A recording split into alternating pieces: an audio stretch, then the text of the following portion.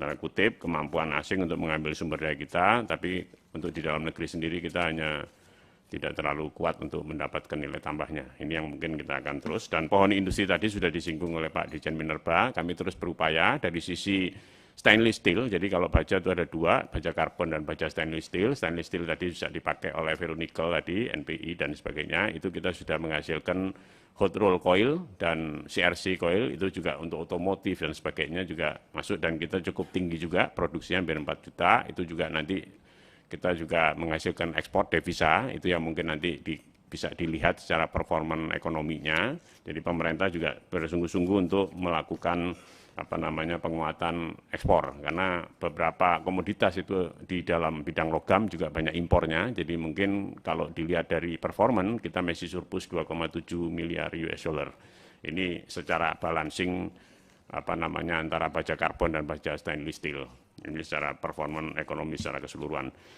Bapak Ibu, jadi dari sisi smelter saya kira sudah kita bisa lihat, dan Bapak Ibu banyak di daerah dapil Bapak Ibu sekalian yang terutama konsentrate nikel banyak di Sulawesi, kita lihat di sana, dan ada beberapa diolah di Jawa. Jadi ini mungkin yang masuk kita smelter yang di nikel saja, karena hari ini kita bicara nikel, dan mungkin nanti pendalaman dari masing-masing industrinya bisa dilihat. Jadi tentunya dari teman-teman industri di sini bisa menyampaikan beberapa hal, terutama tadi yang ditanya masalah proses engineering flow. Ini yang mungkin nanti bisa dilihat lebih detail bagaimana kapasitas dan kemampuan daripada masing-masing industri, terutama untuk mensuplai output yang ada di dalam negeri dan juga untuk ekspor.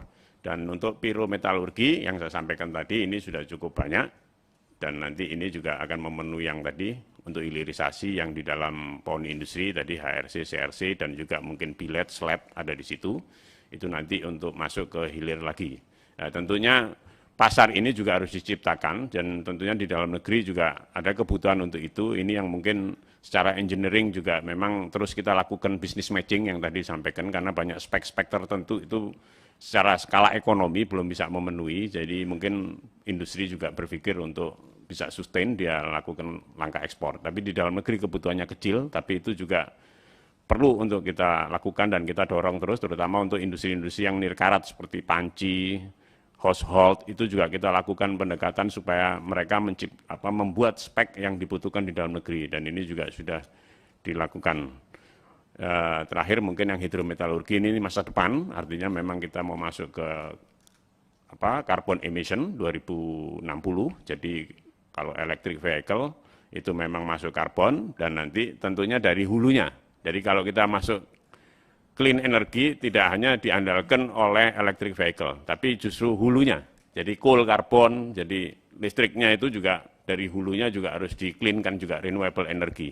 Ini yang mungkin juga tantangan ke depan, jadi bagaimana kita melalui tahapan ini, karena kalau kita masuk platform Eropa atau platform Amerika yang mungkin sudah lebih dulu, kalau kita transfer ke Indonesia mungkin juga perlu ada transisi dan pendekatan yang khusus.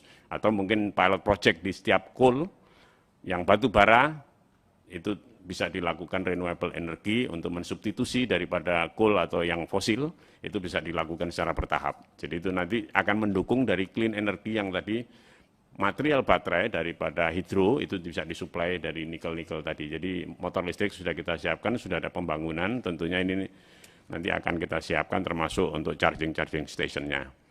Ya mungkin Bapak Ibu sekalian, jadi mungkin itu saja picture-nya. Jadi secara pemerintah kami sudah mendorong itu semua, dan nanti dari sisi industri mungkin bisa untuk pendalaman, untuk melihat lebih detail bagaimana proses teknikalnya, bagaimana proses yang ditanyakan oleh Bapak Pimpinan untuk bisa lebih melengkapi, dan kami akan selalu mensupport data dan informasi yang bisa kita sampaikan, dan tentu kami minta dukungan dari Komisi 7 untuk terus bisa memperkuat hilirisasi dan ketahanan sumber daya mineral. Demikian, terima kasih. Assalamualaikum warahmatullahi wabarakatuh.